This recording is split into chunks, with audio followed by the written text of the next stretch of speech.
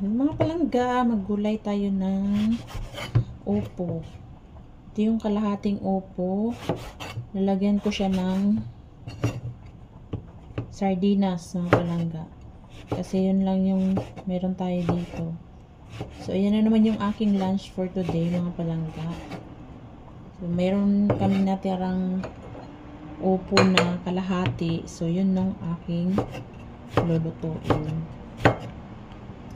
Ito yun naman yung aking lunch. Yung sardinas ko kahapon na kalahati. Ito yung lulutuin ko. Ito na naman yung isahog ko ngayon.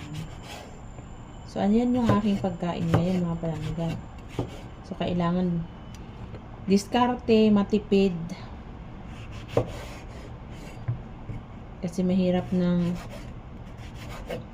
gastos tayo ng gastos. Wala namang pang gastos. Sahod natin pagdating ng sahuran, resibo na lang talaga natitira. Pero laban lang. Kaya ito, didiskarte na lang ng lulutuin. So ngayon, ito yung kalahati. Ito yung lulutuin ko para sa lunch. Ayan o. Madami naman na siya. So ako lang naman yung kakain. So ito, tinakpan ko lang siya para ito yung isasahog ko dyan.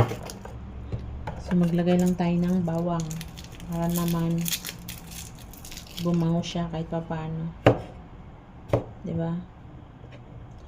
So yan yung ating lulutuin ngayon, mga palangga.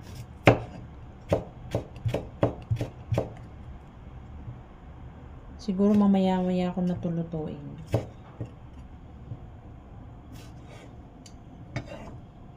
Yan. Thank you for watching.